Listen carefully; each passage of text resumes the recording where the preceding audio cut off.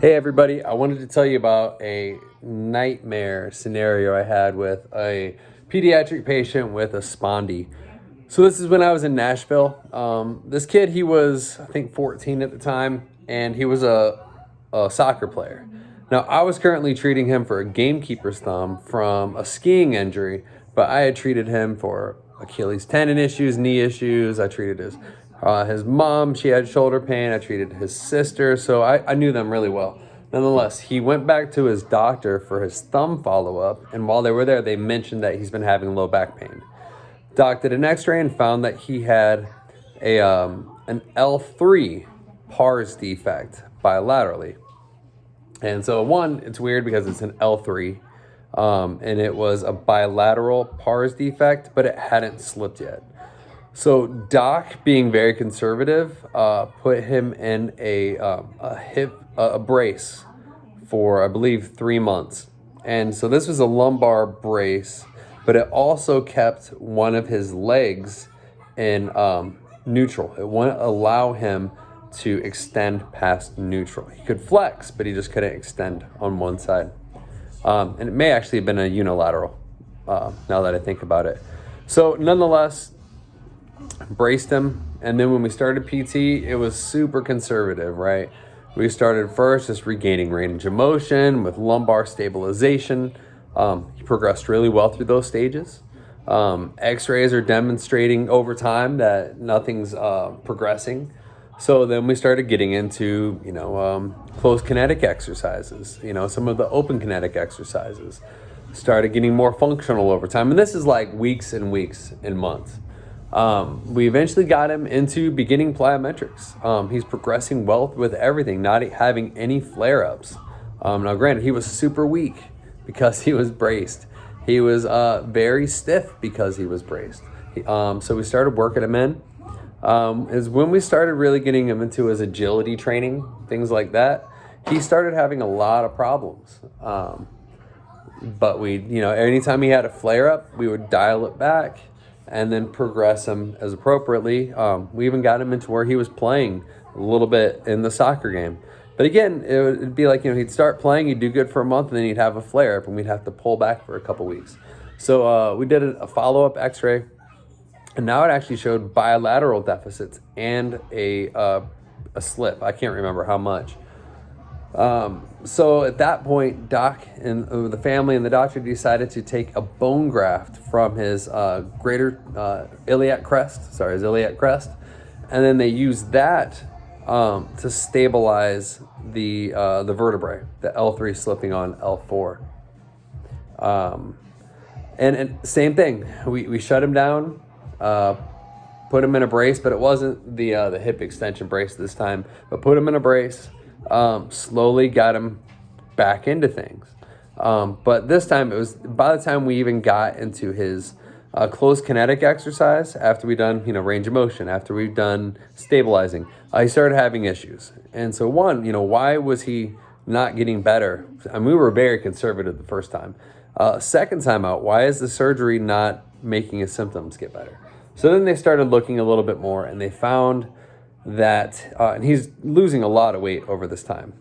So they find he has an issue. I think it was called Mall's disease.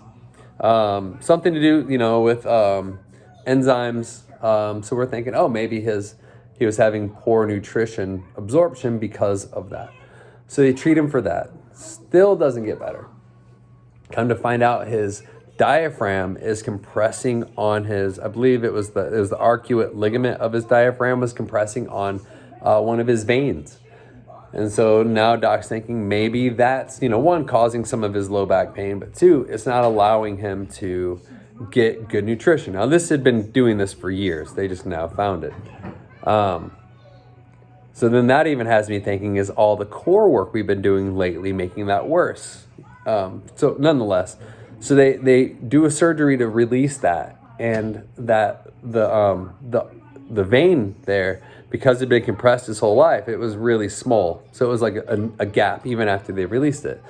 So then they decided they're going to do a stent to open it up. And this whole time, he's starting out 14. He might be like 16, 17 at this time. he's not getting better. And in fact, it's not just his low back pain. And now, granted, he's been pulled from sports since that second surgery. He's having problems just with normal daily function.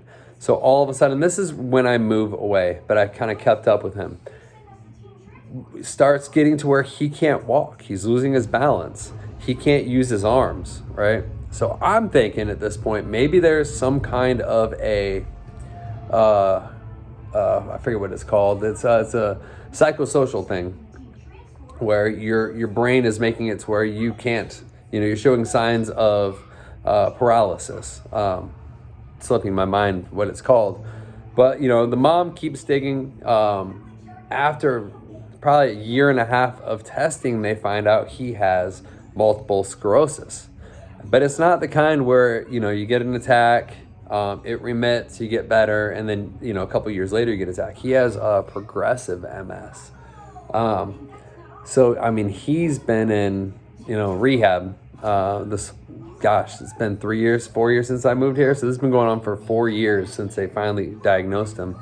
And he's completely in a wheelchair. I think he's like 21 or 22 at this time. This poor kid has just had one thing after another hitting him. We're glad they finally got a diagnosis for him, because there was about a year where they ruled out everything with the GI system. And they started searching for neurologic. I mean, he had to go all the way to Cleveland Clinic, Johns Hopkins. So it took a long time to get a diagnosis on him. But it all started from, low back pain. So it's kind of like one of those worst case scenario kind of things. Even, you never know. Was he having signs of the MS? Or did the MS get triggered from the low back? From the surgeries he had for his low back? The surgery he had for his GI system? Was it already there, or did that just kind of flare it? Did any of the GI issues affect his ability to heal from the Spondy? Is it something that he should have healed? He should have been able to go through all the, the progressive steps that you see in any rehab protocol. And we were very, very conservative in progressing him. So it just kind of makes you wonder, what caused what was contributing to what. Nonetheless, for this guy right now, it's all about quality of life. How much function is he able to have? How much independence is he able to have? But unfortunately for him, you got to think about the psychosocial aspects of it. This all started when he was 14.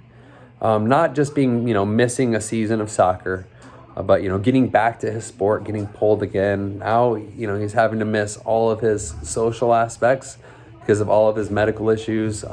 It's really taking a big toll on him. And now he's a young adult. And so going through all the, teenage, young adult issues that we all go through, got to throw all this else on top of it.